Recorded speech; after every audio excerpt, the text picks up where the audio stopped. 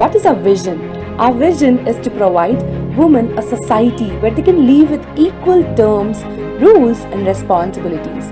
We want to empower women and create an educated learning lady of the house.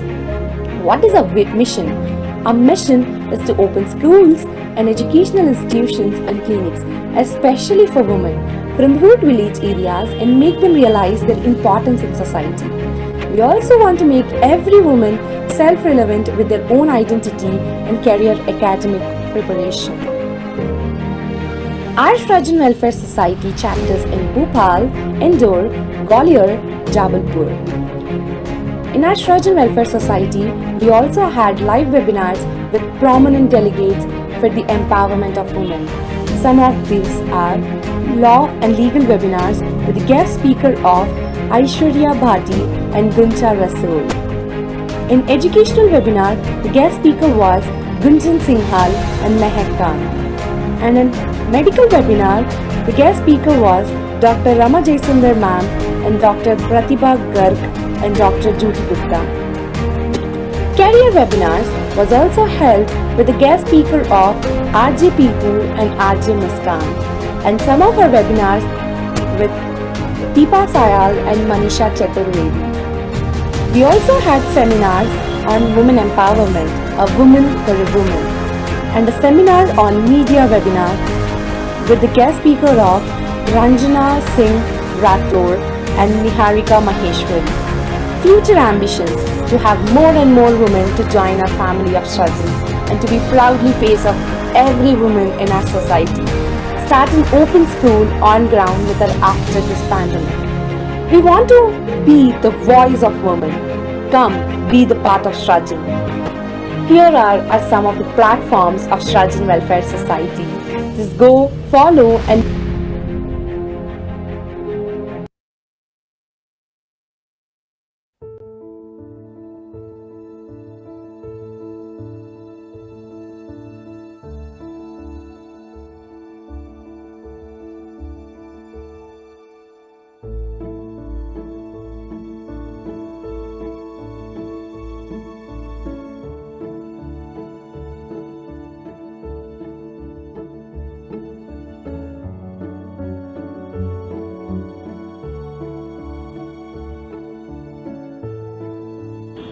सशक्त नारी से है सशक्त समाज की पहचान। स्त्री की उन्नति पर ही राष्ट्र की उन्नति निर्भर है। नमस्कार, मैं हूं आपके साथ Niharika Maheshwari. Hello everybody, I am Niharika Maheshwari and I will be meeting all of you tomorrow at 15th April 5 p.m. by an event organized by Srajan Welfare Society, and the topic will be the most important topic, keeping in mind the current situation right now. The topic will be role of mass media in accelerating women empowerment. जी हाँ, नारी सशक्तिकरण, इस पर बात होगी। Catch you tomorrow, and if you haven't registered yet, please click on the link below and register. See you tomorrow. Bye.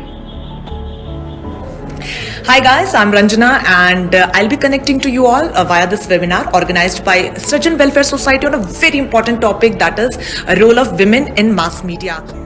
Good evening and welcome to all my wonderful viewers. I am Mrs. Rena Khatri Kannan, just coming live on 31st May at 3 p.m. just at Srajan Welfare Society on a corporate webinar just for you, talking on the myths what entrepreneurs can break to become successful. Also talking about stereotypes. Do watch me. Look out, coming soon. I am Dr. Abhay Kumar, Vice Chancellor Pratap University, Jaipur, Rajasthan. I am very thankful to Srajan Welfare Society for having invited me as a guest speaker on 21st June from 11 am to 11:45 am on a very important topic, the new National Education Policy 2020. सृजन संस्था के तत्वाधान में virtual संवाद के माध्यम से आप सभी को जानने, सुनने एवं सीखने की आशा में मैं आप सभी से दिनांक 30 जून 2021 को आपके सम्मुख उपस्थित होऊंगा।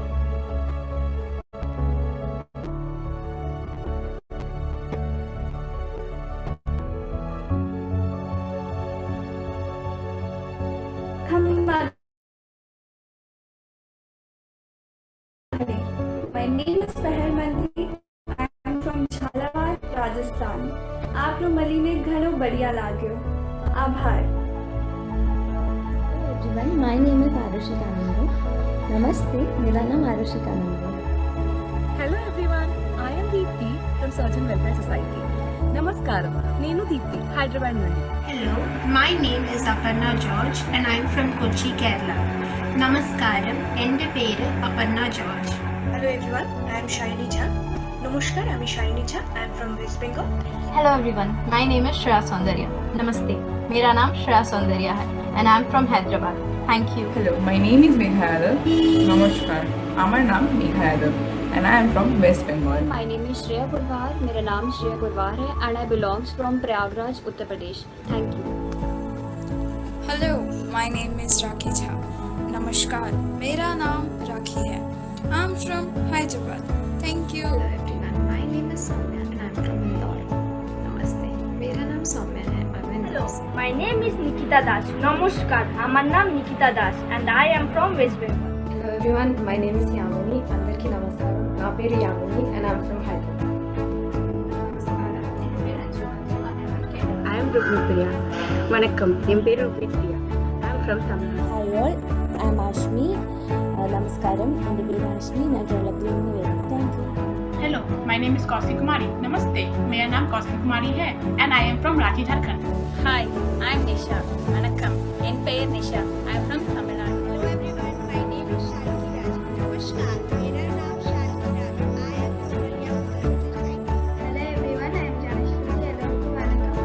I am Janashruti. I am from Tamil Nadu. My name is Gulabshan Arun. मेरा नाम Gulabshan Arun है and I am from West Bengal.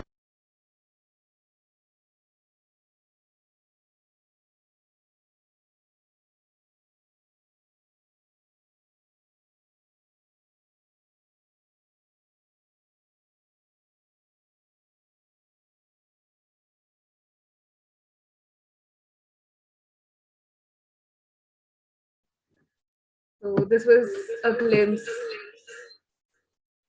of Sturgeon Welfare Society.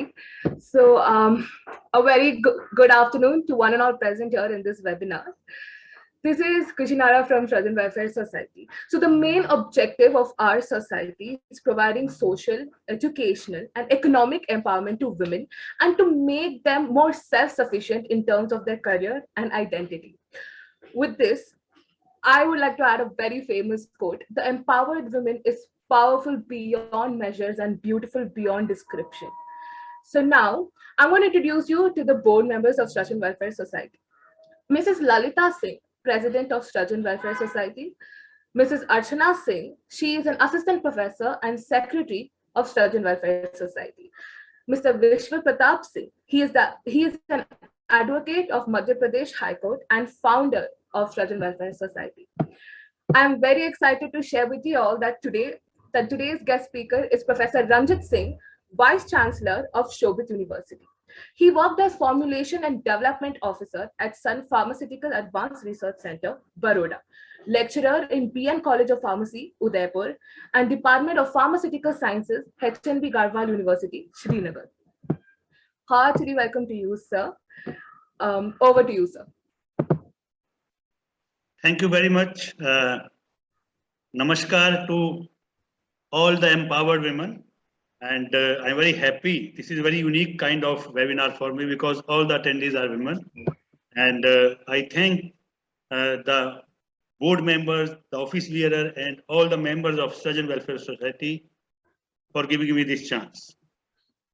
Adorable participants, at the outset, let me convey my hearty thanks to the organizers for this golden opportunity and to speak on a very pertinent and very useful topic, that is conflict management. I shall be sharing some actual experiences with you and some material which is obviously available everywhere, even on the internet.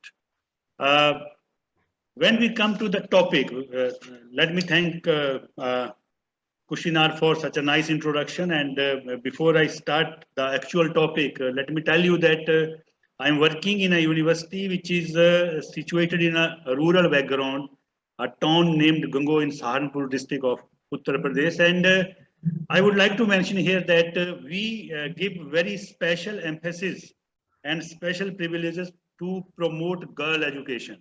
And somehow we are very successful in attracting the girls to higher education, especially of this area, which is rather a rural area. The topic of today, that is conflict management. It is a topic which is connected to everyone, irrespective of the position, irrespective of the gender, and irrespective of the profession, what he or she is doing. Conflict, when we define it, everyone know as such also, it may simply be a fight or an argument or a battle when there is a difference between two or more ideas, when there is a difference between two or more wishes, or when there is a difference between two or more styles. So these things basically lead to conflict. It is simply a disagreement with or we different from somebody or something. This is something which usually happen with us right from the morning to evening at our workplace and in our home as such.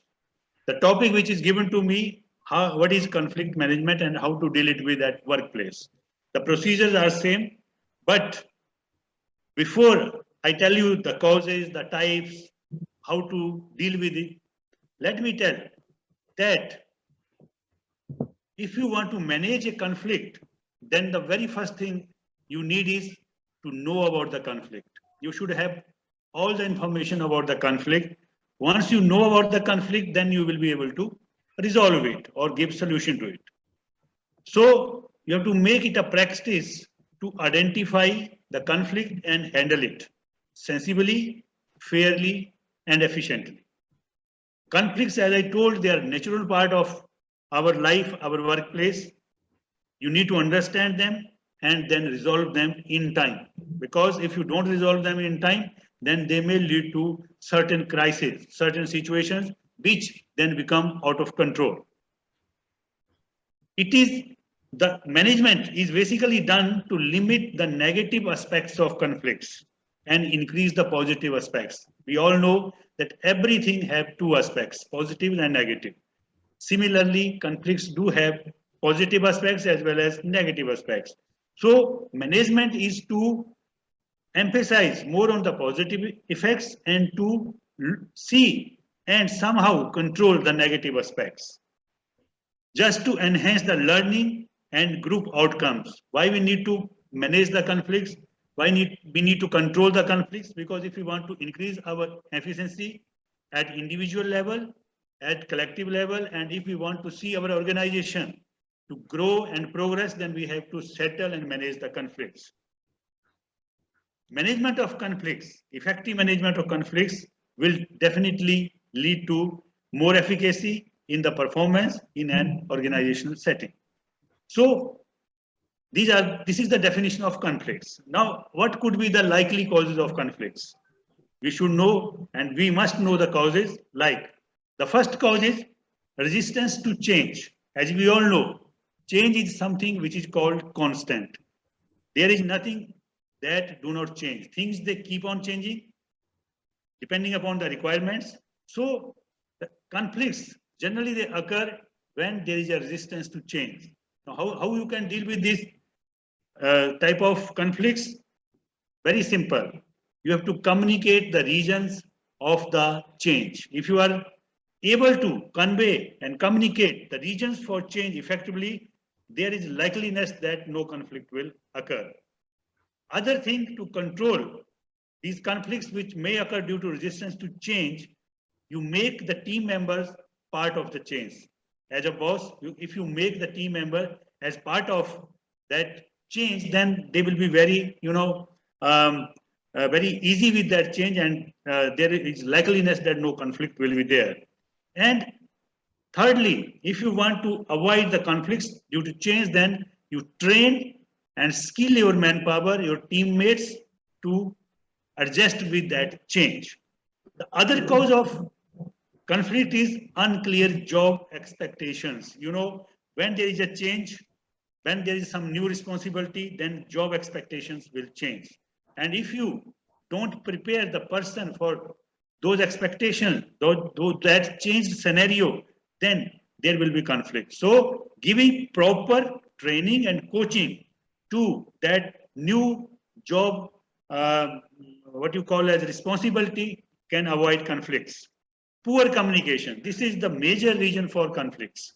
If you communicate well, if you keep everyone in loop, those who are concerned, related, those who are working under you, if you keep them in loop with strong communication, there is less possibility that some misunderstanding will develop, which may lead to conflict. So strong communication is required. Toxic work environment. This is something very important.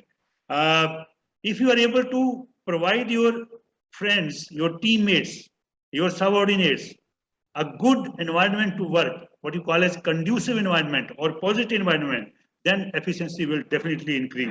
If work environment is not positive, if it is not conducive, it is kind of toxic or negative, then definitely that will affect the efficiency, that will affect the outcome in the organization and will lead to what you call as conflicts. So you have to make the place a place of happiness. Then the other reason for conflicts can be differences in personality. We come from different backgrounds, different family backgrounds. We have different, education backgrounds. So that may lead to conflict. Such conflict may be well resolved and solved by strong communication and strong sense of understanding. Poor work habits, they also lead to conflicts. There should be no personal liking and disliking on the workplace. It is a very, very important point. If you have personal liking and disliking, then that may lead to conflicts. So as a boss or as a colleague, you should have courage to promote and praise whosoever is right, whosoever is doing the right thing, whether you like him or you don't like him or her. So you have to keep personal liking, dislikings away. That will make the place more conducive, and that will, resolve the conflict, if any, or that will, prevent the conflicts. Different type of conflicts. These were the causes, major causes for conflicts. The types of conflicts, the very important, intrapersonal conflict within the person itself. Usually it is related to values. It happens to us sometimes when we have two thoughts at the same time. One is good thought, one is bad thought, or one is very good thought, one is just good thought. So we always have that conflict, where to go, why to go, how to go.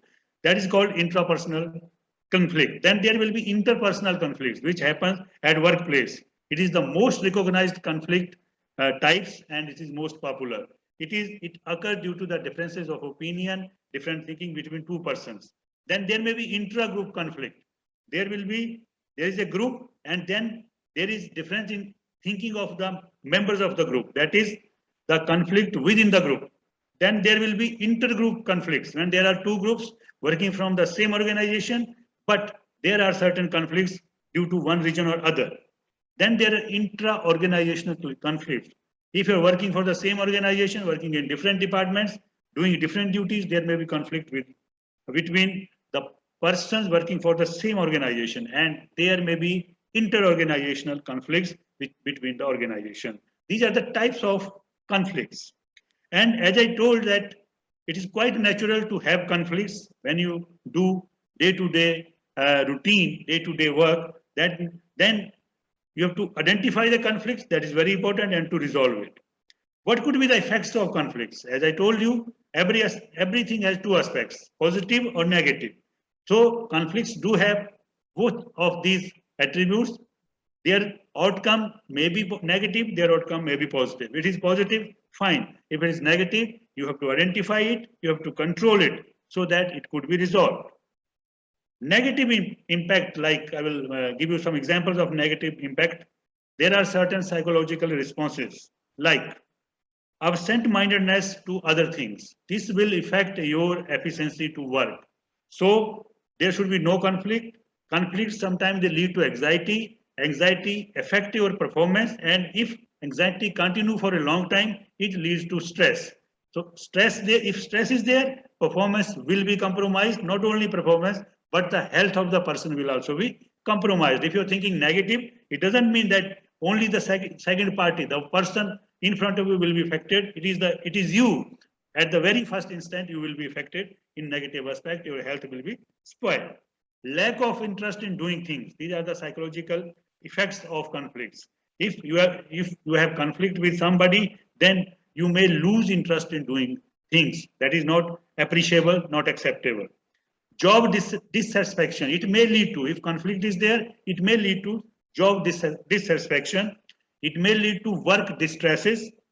It may lead to a situation where you show estrangements and alienation from others, where you show disinterest from others, you keep yourself isolated from others, you may be disappointed.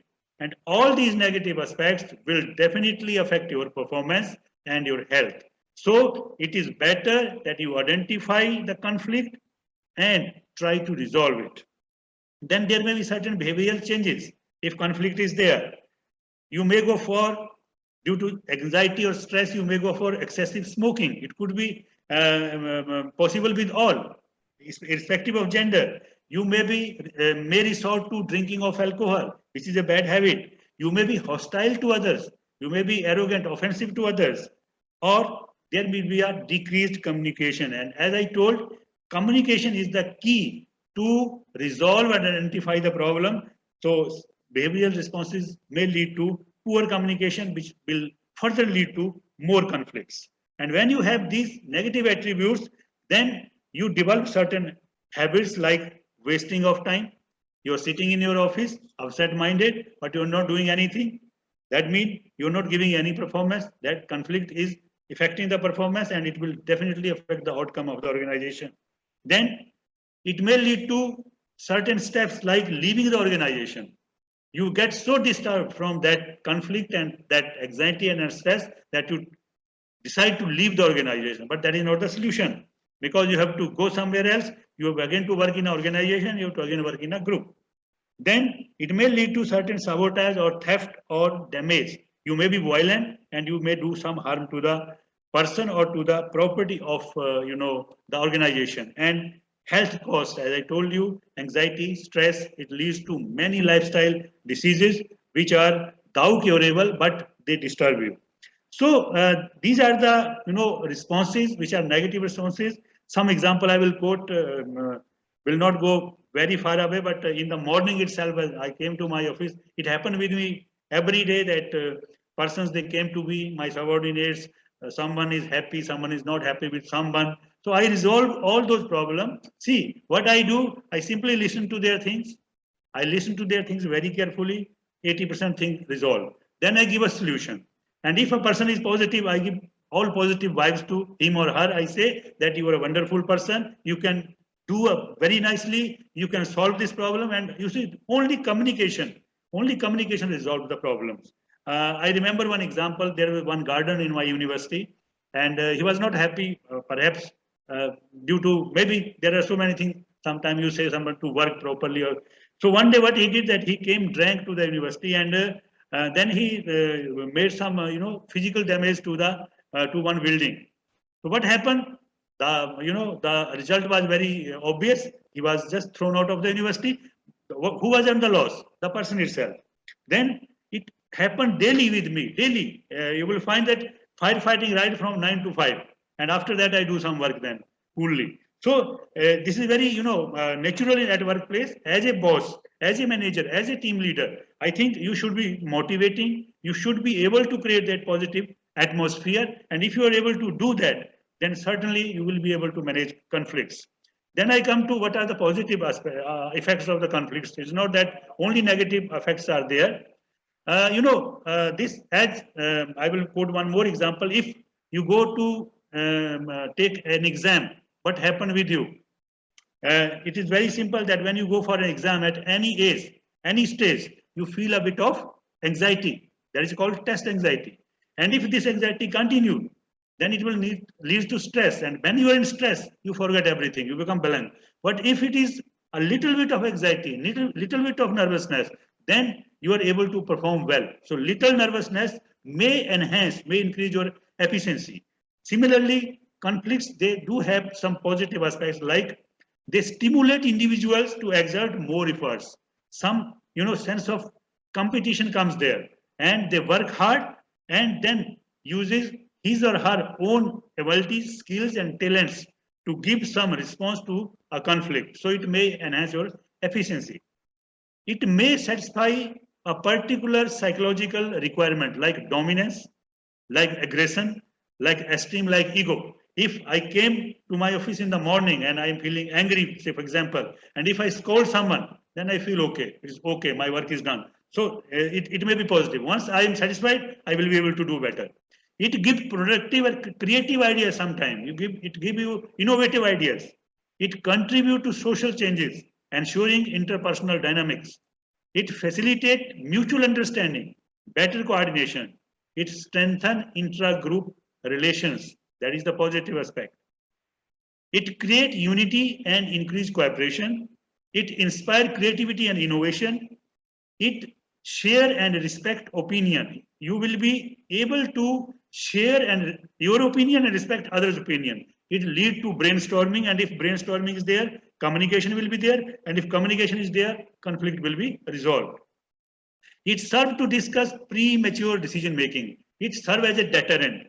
Suppose if I go for dictatorial kind of decisions, then conflict, I will just keep in mind that let it be a participatory management. I will ask everybody concerned that what to do, this is the situation. So this leads to what you call to avoid premature decision making. It allows for understanding concern of all parties. When you respect everybody, when you understand their problem, when you resolve them for the problem for them, then certainly they will cooperate with you.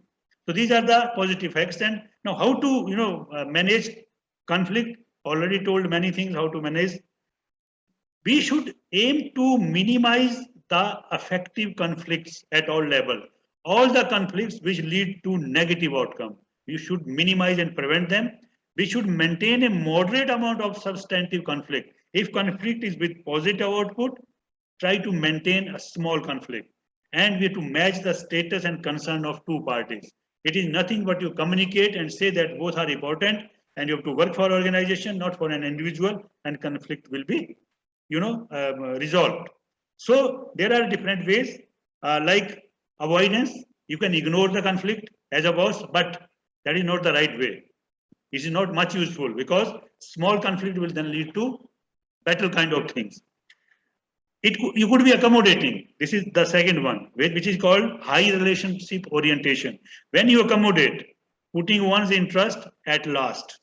To accommodate, sacrifice, accept or yield to others' viewpoint. This is something when you sacrifice. This is accommodating. This is also, a kind of attribute or conflict management which result in, successful resolution. You may be compromising. It is kind of low, what you call negotiated relationship orientation. One was high relationship orientation. This is negotiated relationship orientation when you compromise. It is path toward collaboration, association between the competition and accommodation. It's alive. One way to resolve is competing. You compete. That means that is something like one's interest before anyone else's interest. It is dominating style of managing conflicts, dictating style. You can use this also. And finally, the final style is collaborating, where you opposite to, it's just opposite to avoiding, not to avoid, but to collaborate. It is also called integrative style, when you satisfy concern of both the parties. So these are 4 ways to manage conflicts. You can choose any of them or all of them depending upon the situation. And finally, how to minimize interpersonal conflicts, because interpersonal conflicts are the major causes in the organization where the efficiency of a person and the outcome of organization is affected. The baseline is better not to avoid conflict. That is the baseline. You have to understand the conflict and involve third party if required, or otherwise you have to manage, resolve that conflict, keeping in view all the styles that I just discussed. So how you can avoid conflicts? If you go for regular reviews of job descriptions, that is one thing. You keep reviewing the job description regularly. Establish a rapport and build relationship with your subordinate. This is very important. This is what I follow.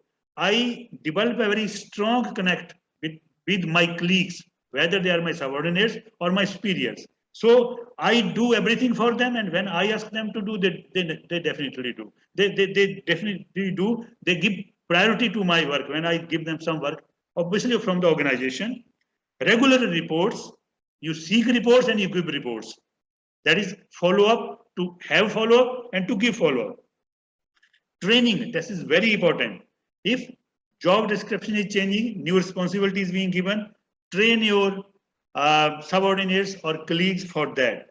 Train them, skill them, enhance and improve their interpersonal communication, tell them what is conflict management, and delegate the authority. This is the way how you can minimize or prevent conflicts. Then you can develop procedures, and procedures can be developed by mutual agreement involving on participatory management. You can develop standard operating procedure, and once they are developed after participatory management, everybody will respect them and follow them. Hold regular meetings, that is communication. You take inputs, take feedback, analyze feedback, and then act. You can put anonymous suggestion box outside your office. That I am not doing right now because I have created an atmosphere in my department, office, that anybody and everybody can come at any time with any kind of problem, personal or professional, and I am there with the solution, and I do that with smiling face and make the atmosphere light and positive. So these are the some points. If you follow them, then you can minimize those interpersonal conflicts or prevent them. There are certain factors I will just mention lastly, the factors which affect the conflict styles. These are the styles. Gender is the one, males versus females, for example. When I say I am a male, I am always right. Then I'm not right, basically. You have to respect everybody. It is not that being male I am strong or being female you are weak. We are all strong and all are important. Self-concept. Sometimes what we feel that what I am saying is right. I have to quote it in Hindi. मैं भी ठीक हूँ, okay, but मैं ही ठीक हूँ is wrong. So you have that openness. Expectations. You should have expectation and belief to resolve the conflict. You have expectations. When a person come to me with some problem, he or she have that expectation that I will resolve that conflict. You should be up to their expectations. Position and power. Obviously, who is equal to you, who is greater than you, who is smaller than you have to find out and how to deal with them. Life experience. You're gaining skill to manage. For example, I'm sitting with you on Zoom platform and talking to you. You're sitting in different places of country. So skilling yourself. And we all say that 21st century, especially the third decade of 21st century, which we are experiencing, skills will play a very important role. You have to learn many things. I was not very much familiar with all online meeting, but now I'm doing. It may not be my age to do this, but I'm doing. So skilling and communication skill. You should have strong communication skills. It will help you in easy resolution of the conflicts. So that is all from my side. If there is any question, I will be happy to answer that. Thank you.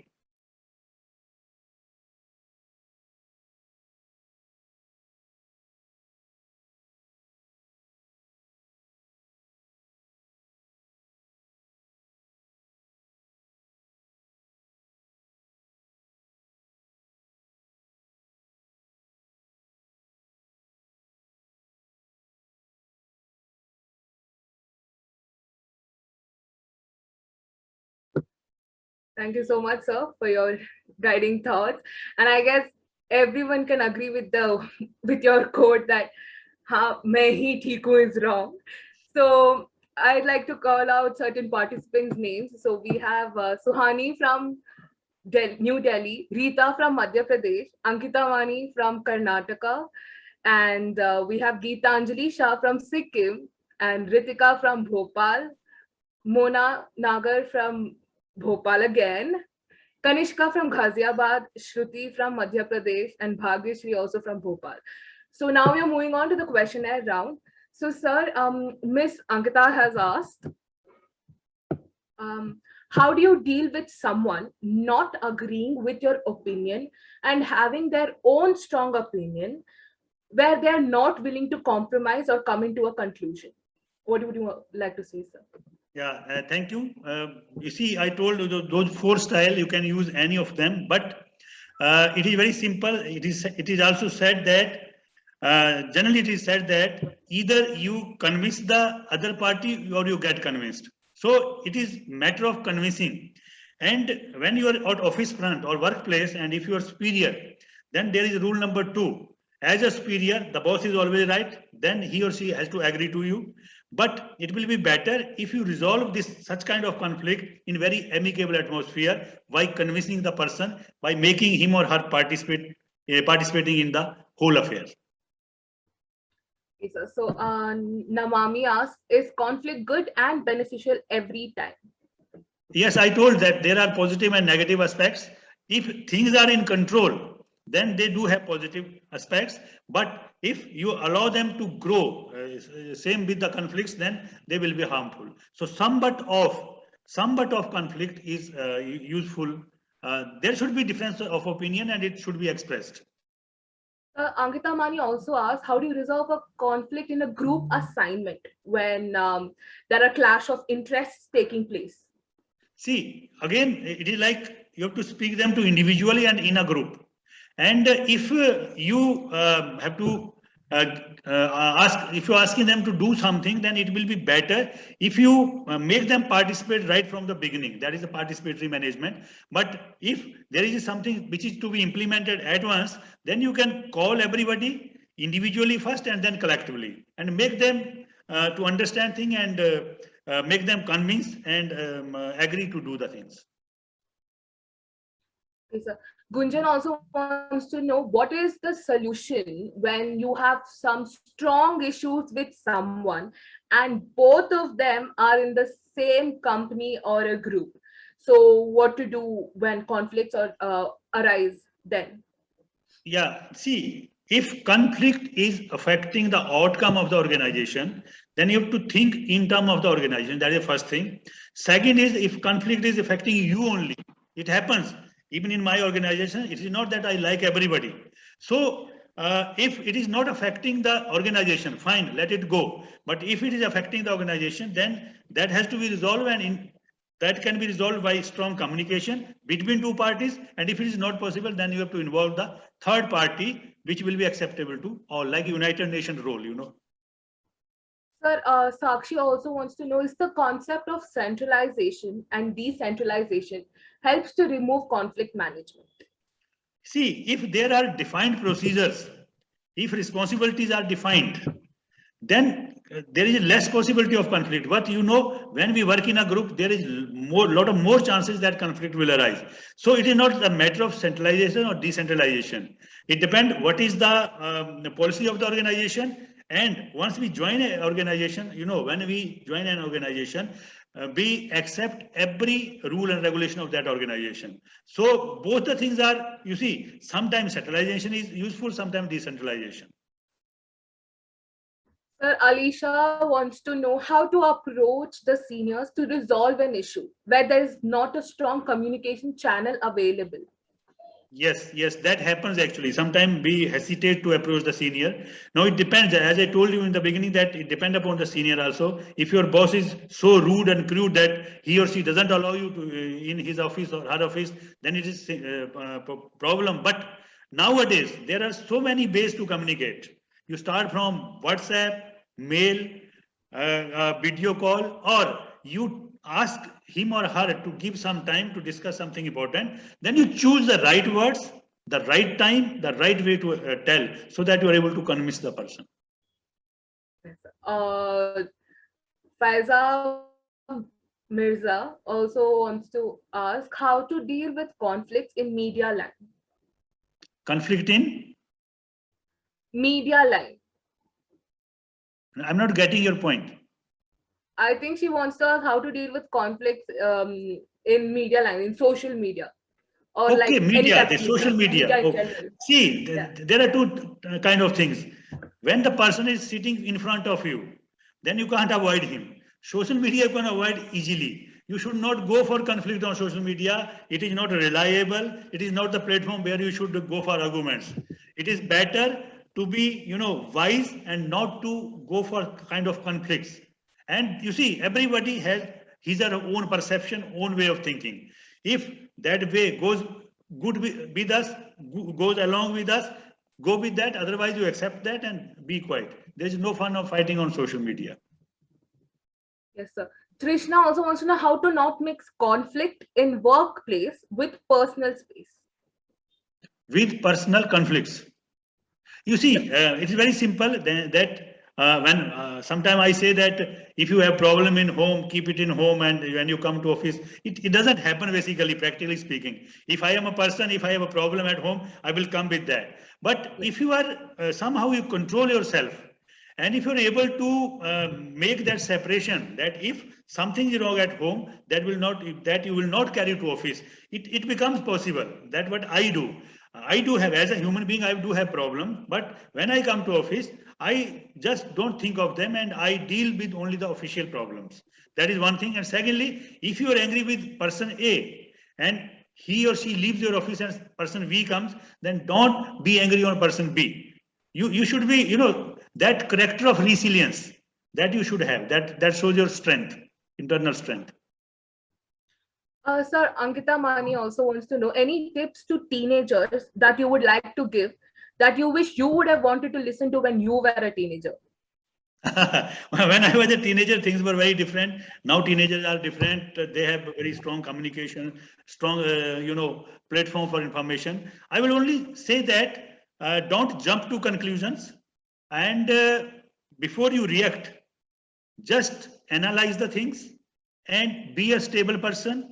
If you this question is asked in relation to the conflicts, then yes, I always get many inputs during my office hours from different persons, but I don't react on those inputs until unless I analyze them. This is my message to all the teenagers, that don't react at once. Listen, analyze, be careful, and then react. That is my message to the teenagers. Okay, sir. And also how to deal with angry customers. That's one of the questions.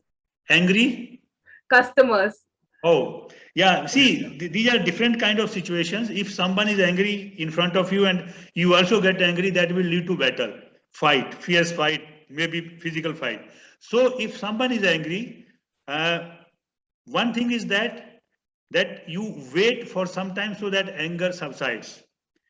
Or otherwise, if one party keep quiet, if one party keep mum, then anger, with time it goes down. So you have to wait for some time and then be humble, speak humbly, put up your part. If someone is angry with you for some information which you have not done, so that you have to explain, but you have to wait for the right time to explain, because if someone is angry and not to listen to you, not in a position to agree to you, then it is better to keep quiet and wait for the right moment to respond in a nice way, in a humble way. Yes, sir. Okay. How do you handle a person when they disagree with a rule or policy in the workplace? Rule or policy. If someone disagrees with the rule. You see, rules are there. Yes, we need to follow them. But when you are sitting as a human being, then you have to behave like a human. So I strike a balance between rules, and I take input from the person before taking any decision. As I told you, I never go for personal liking, dislikings. I see the facts, I analyze them, I wait for, I take input from all sides, and then I take the considered decision. That is where I deal with the things. Being human, sometimes I am also angry, arrogant, but I don't take decision when I am upset, because when you are upset, when you are stressed, decision taken by you most likely wrong. So be stable and then take decisions. Yes, sir. So thank you so much, sir, for taking the time to answer all these questions from the audience. I just want to say how much we enjoyed and were inspired by every word of yours. To conclude, sir, any message that you would like to give to Srajan Welfare Society? Yeah, I praise the work being done by Srajan Welfare Society, and what input I got, it is based on Bhopal, I think, right? Yes. It is based in MP. So I am a person who did his higher education in Madhya Pradesh at Sagar University. So I am happy to be connected with the Srajan Welfare Society, being a state where I become what am I today. Thank you, Srajan Welfare. Keep doing good things, and if you need my help at any juncture, I will be ready to help. Thank you very much. Thank you so much, sir. I request you all the audience, to follow the Srajan Welfare Society social media platforms. I have sent the link in the Zoom chat box. So, sir, on behalf of Srajan Welfare Society, please accept our sincere appreciation for the outstanding speech. We are grateful for the time and effort you took to share your thoughts and experiences. To the audience, I must say, thank you very much for your unwavering attention throughout this session. Last but not the least, I would like to thank the management, staff, and the team of Srajan Welfare Society, without whose efforts this webinar wouldn't have been successful. Thank you again, sir. Have a wonderful day, all. Thank you. Thank you. Namaskar.